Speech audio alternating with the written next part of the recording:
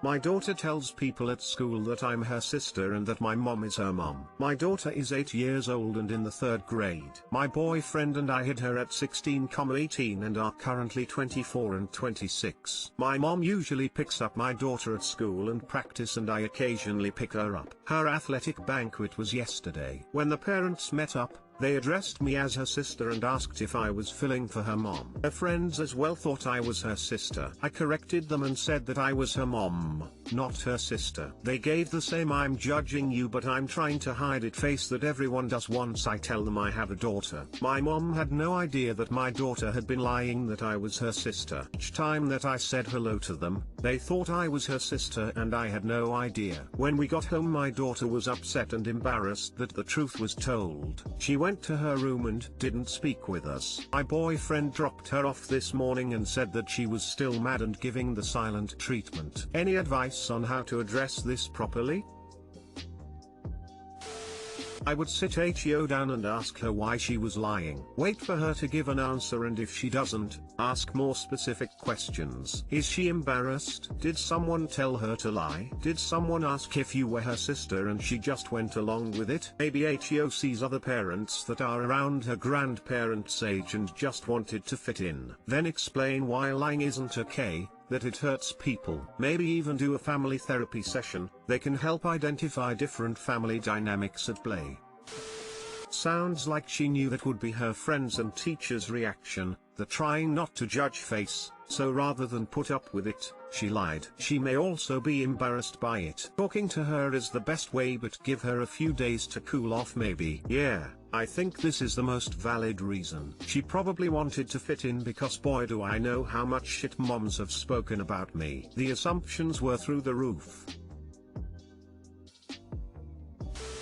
My mom had me at 18, and while I never felt embarrassed of her young age, it was hard on me growing up for 2 reasons. 1, she was never friends with my friends' parents because they were so much older than her. And 2, either her friends didn't have kids or they had very young ones who were closer in age with my much younger siblings, so I often felt left out and alone because I didn't want to play with the babies and my mom wanted adult-only time. A sit-down is definitely needed. Listen to her and reassure her that there's nothing wrong with having a young mom. In the end, I'm actually grateful to have a young mom. I have so much time left with my mom and I adore being the big sister who all my siblings come to. That is exactly how it was / still is with my daughter. At her old school, I wasn't friends with any of her friends' moms because of the huge age difference. I was in my early 20s, still kinda am, while they were typically mid-late 30s, early 40s. Luckily, my best friend is also a mother to a 7-year-old, but a lot of my other friends are still single and we're not on the same wavelength a lot, but I wouldn't trade it for the world. Happy you're such a good sister to your siblings. I'm the same way with my little sister,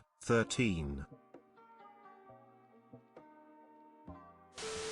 Today I read another story where the kid asked that his older dad doesn't pick them up at school. Tell her all families are different.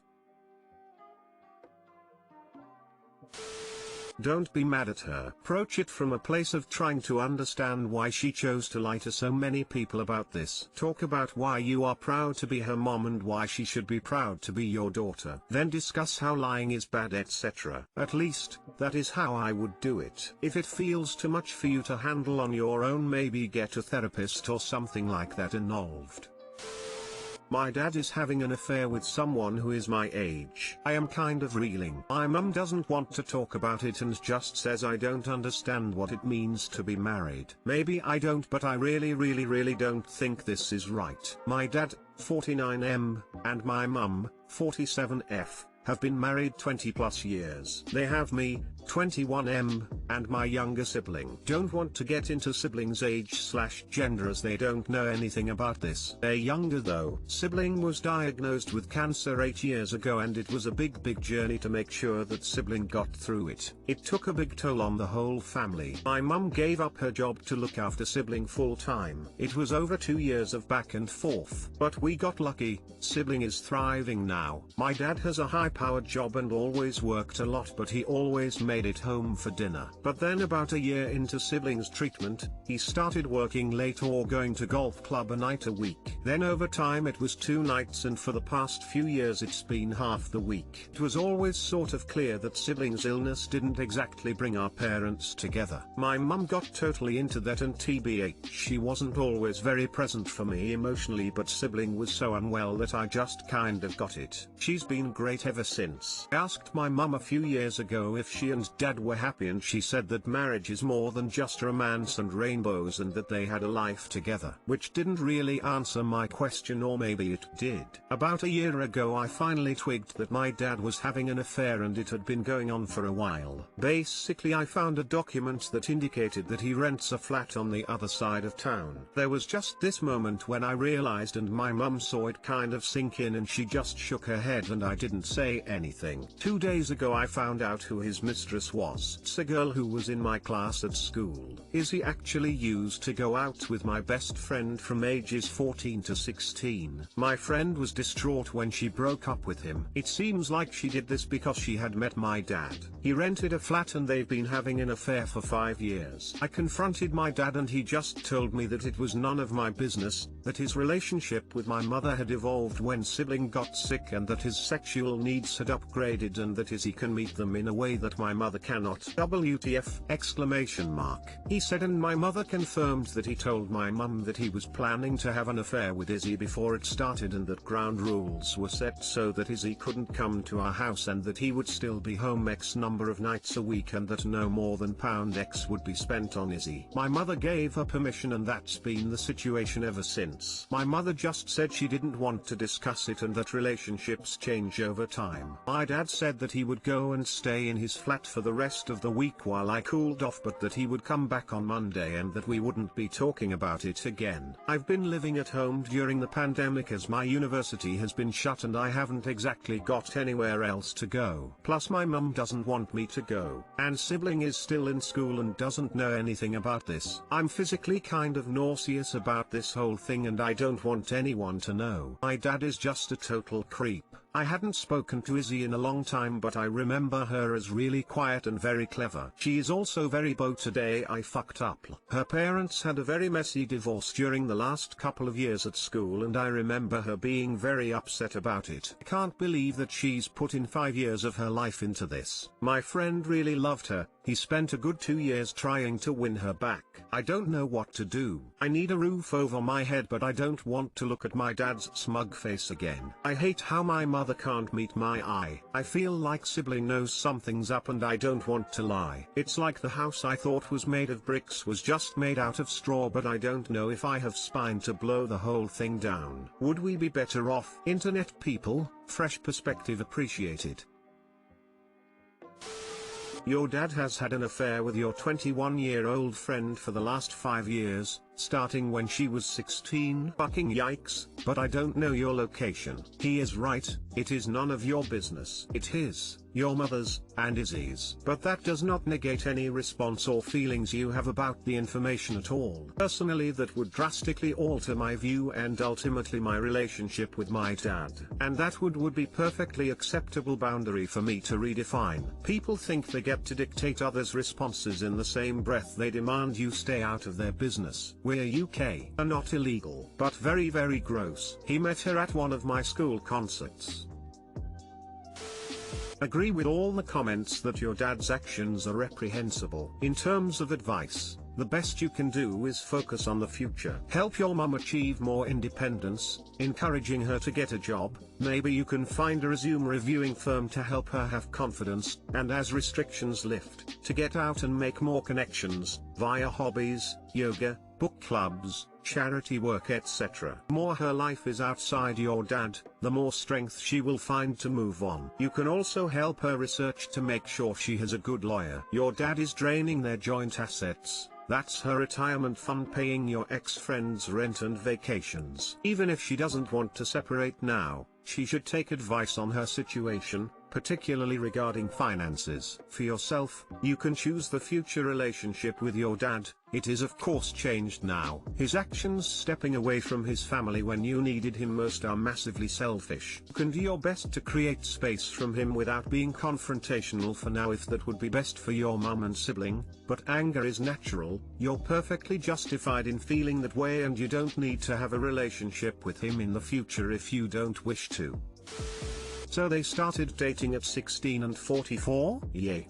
Not sure what the age of consent laws are in your area, but that's not cool. Sounds like he may have groomed her and taken advantage of her family situation, making her vulnerable. It's technically not your business, and there's not much you can say as they're adults and it's their marriage. All you can do is tell them how it makes you feel and how this will impact your relationships with them. Personally, I'd go no contact with my dad and low contact with my mom because I couldn't handle it, but that's up to you. Take some time, think about how you want your life to be, and make a decision without burning bridges. It's legal here in the UK, but morally, it's very, very wrong. I pray I never get into a situation where I'm so busy caring for my ill child that I agree to allow my husband to rent an apartment to have a relationship with a teenager. My God, this is why it's important to have your own shit and your own life in addition to marriage. The person who created children with you, who is supposed to be your partner in life, for better or for worse, isn't helping or supporting you while your child battles cancer. They're using all of their emotional energy setting up a new relationship with someone vulnerable who is your daughter's age. Blesh. This is beyond disgusting.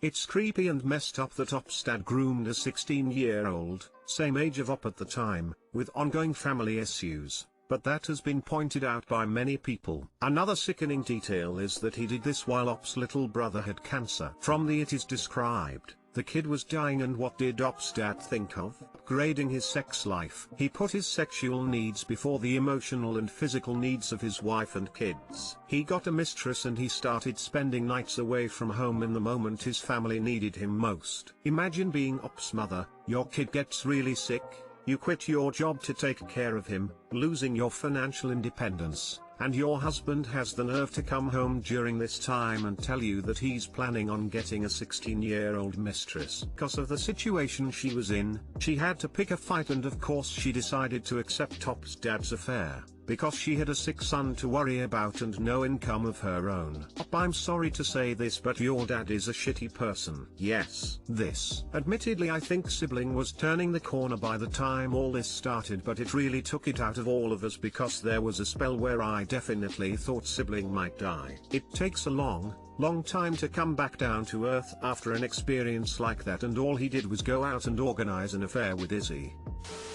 My sil feels like I stole her thunder after she gave birth. Too long didn't read. I gave birth to triplets the same day. A few hours after, my sil gave birth, and she is upset because she feels we stole her thunder. And our family isn't doing a great job at making it seem like we didn't either, since they only ask about our babies. The people involved are me, 25F, my husband, 25M, my sil, 32F, and my bill, 31M. My sil is my husband's brother's wife, to give you a better idea of the relation. I also mention my son, 14 months, M, sil's daughter, 9F, and all of our babies that were born during the course of this story. My sil and Bill have been trying to have a baby for a long time, 5 or 6 years. They went through multiple different fertility treatments up to and including IVF, none of which worked. They were taking a break, trying to figure out what to do next when she got pregnant. When she told everyone, we were all thrilled. She has one child from a previous relationship. My Bill and her started dating when her daughter was a baby, a few months, but this is my Bill's first child. My husband and I started dating a few years after them, 5 years ago. She's always been a bit jealous that we moved faster than them, engaged first, married first, had a baby first,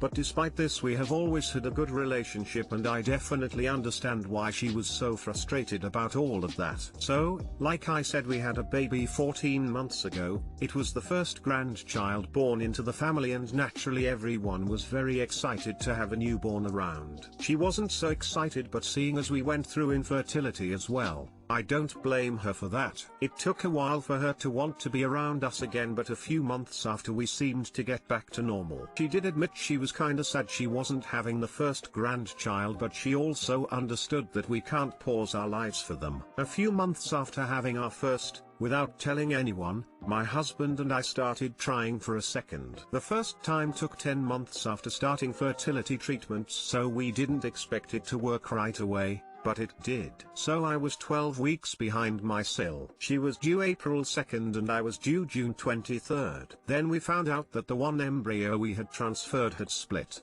twice, so suddenly we found out we were going from a family of 3 to 6. She announced a few days before we found out it was triplets, October 28th. We didn't announce our pregnancy for 10 more weeks, when I hit 12 weeks December 9th, and we didn't tell anyone it was triplets until 20 weeks, February 5th. Anyways, she was kinda upset that it was triplets. She felt like everyone kinda focused on that rather than her pregnancy, which they did, unfortunately, but also understood that I couldn't really control that, and we continued having a pretty good relationship, especially since we were pregnant at the same time. Since I was having triplets, my doctors wanted me to be admitted to the hospital for continuous monitoring at 24 weeks, in case something went wrong I could immediately be taken to surgery and have them. So I went into the hospital at the beginning of March. Sil went into labor on March 30th and had her baby at 2:06 a.m. March 31st. I had been having some issues all that week, starting the 24th, but we had been able to stabilize all the babies thus far until we couldn't.